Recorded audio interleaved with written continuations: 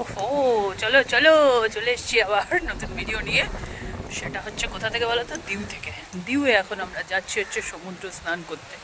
সমুদ্র স্নানের ভিডিও বেশিক্ষণ দেখানো যায় না, কারণ স্নানের ভিডিও আর কি দেখাবো, কিন্তু সমুদ্রটা তো দেখাতে হবে, তাই জন্য ফোনটা নিয়ে আসা। চলে এসছি আমরা ড্রেস ফ্রেস করে আবার, তাহলে দেখতে থাকো। কৃষ্ণা বিচ রিসর্টের একদম 100 মিটারের মধ্যেই বিচটা ছিল। তো আমরা ড্রেস ফ্রেস করে বেরিয়ে গেলাম। আমরা যখন বিচে গিয়ে পৌঁছলাম তখন হচ্ছে চলছিল ভাটা, ওই জন্য জলটা একদমই ছিল না। পরে রাত্রেবেলা সন্ধ্যাবেলা দেখলাম যে অনেকটা জল এসেছিলো। আমার মনে হচ্ছিল বোধহয় এইটুকুই জল থাকে, কিন্তু রাত্রে দেখলাম না, অনেকটা এসে, তবে সেই অনেক সমুদ্রের মতো ছিল না কিছুই ঢেউ।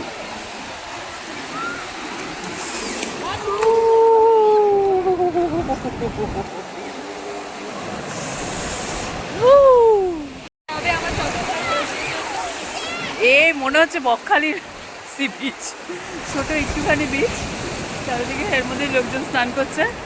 আমরাও চলে এলাম, যেহেতু বিচে এসেছি তো একটু ভিজবো না বললে হবে না।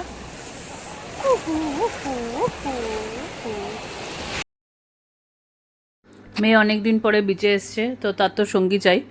বিচে যে খুব স্নান করতে এখন ভালো লাগে সেরকম নয়, কিন্তু মেয়ের সঙ্গে সঙ্গী দিতে হবে। বাবা তো নামলো না, বাবা উপরেই ছিল, তো আমি একটুখানি তার সঙ্গে নামলাম। যাই হোক, সেই পুরীর বালি আমার এখনো প্যান্ট দিয়ে বেরোচ্ছে, এতটুকু জল পা পর্যন্ত পছন্দ করি সেরকম নয়, লোকজন আবার যেতে হলো, ভালোই আনন্দ করলাম মেয়ের সঙ্গে। সব দেখা যাচ্ছে, দেখো ওইখানে আছে, কিন্তু এখানে একদম জলের মনে হচ্ছে।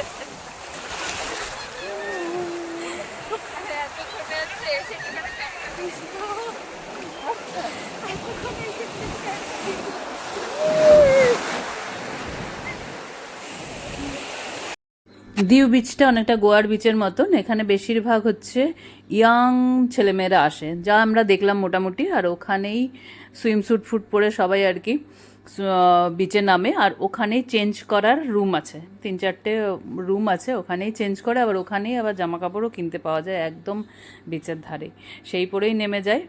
তো দেখেই ভালোই লাগলো। প্রথমে আমার একটু কিরম কিরম লাগছিল, পরে কিন্তু আমি আরামসে দিউয়ের প্রেমে পড়ে গেছি।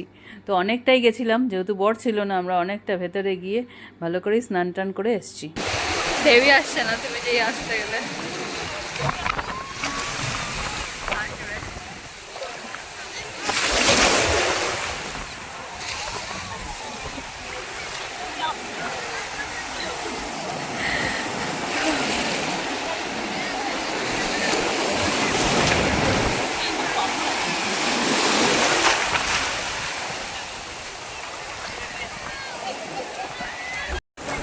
2-4 মিনিটের একটা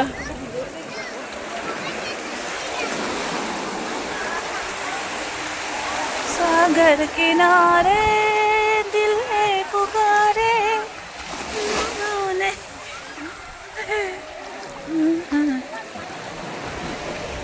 আসি, মেয়ের বাবা ওখানে বসে আছে। কদিন আগে আমি জাস্ট পুরী থেকে ঘুরে এসেছি, তাই জন্য এই সমুদ্রটা আমাকে একদম খেলনা খেলনা মনে হচ্ছে।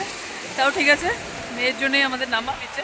খুব একটা সেরকম নামার ইচ্ছা থাকে না, কারণ এত বালি হয়ে যায়, এত বালি হয়ে যায় লাস্টে, আমার একদমই ইচ্ছে করে না। দেখো ইয়েটা কিন্তু সুন্দর, বিচের চারিদিকটা সুন্দর। আর ওইখানটাও কিনার আছে, মানে একদম ছোট্ট, মনে হচ্ছে একটা বাড়ির পাশে পুকুর টুকুরে আর কি স্নান করতে এসেছি। আসুন আসুন, ওইখানে দেখো কি সুন্দর লাগছে, সুন্দর সুন্দর। সমুদ্র থেকে মোটামুটি তাড়িয়ে তাড়িয়ে নিয়ে আসলো, আর সুইমিং পুলওয়ালা রিসর্টে থাকবো, আর একটু সুইমিং পুলে সুইমিং জানি বা না জানি, সুইমিং করবো না তাই বললে হয়। এসে আমরা দুজনেই ওখানে আবার স্নান করে ঢুকে গেলাম সুইমিং পুলে। মেয়ে তো দারুণ করে রিল্যাক্স করছিল, ওর নাকি দারুণ রিল্যাক্স লাগে এরকম করে জলের মধ্যে ভেসে থাকতে। তো আর আমার বর আমাদের পাশেই বসেছিল, কারণ উনি ছেড়ে কোথাও যাবেন না, আমাদের বারবার তাড়া দিচ্ছিল, চলো হয়েছে চলো হয়েছে। আমরা বললাম এইসব বক বক না করে বরং তুমি একটু ভিডিও করো। তাই জন্য ভিডিও করলে তো অনেকক্ষণ, প্রায় ঘন্টাখানেক আমরা পুলে একটু দাপাদাপি করলাম এদিক ওদিকে। আমার তো একটু ভয় টয় কম আছে, আমি এদিক দিয়ে ওদিক দিয়ে অনেকটা জল ছিল, প্রায় গলা জলের পর্যন্ত। উপর ওদিক দিয়ে ড্রেন করছে এদিক ওদিকে করে টোরে বেশ অনেকটা শরীরটা ঝরঝরে হয়ে গেল। তারপরে গিয়ে তো দারুণ হাঁপিয়ে গেলাম। ওখান থেকে সোজা রুমে গিয়েই পৌঁছে গেলাম। আমরা সি ফেসিং রুম পাইনি, কিন্তু যেটা পেয়েছিলাম সেটাও দারুণ সুন্দর। এখানে প্রকৃতিটা দেখো, আর পাখি তো বলার মতো না, এত সুন্দর সুন্দর পাখি দেখেওছি, কিন্তু ক্যামেরা তো সবসময় ধরা যায় না পাখি। তো ভালোই হয়েছে, সব মিলিয়ে দিনটা দারুণ গেছে। তাহলে দেখা হচ্ছে নেক্সট ব্লগে। অবশ্যই ব্লগগুলো দেখতে থাকো, এখনও অনেক ব্লগ আসবে। তাহলে প্রেম সে বলো রাধে রাধে। ব্লগটা এখানেই শেষ করছি। টাটা বাই বাই, দেখা হচ্ছে নেক্সট ব্লগে।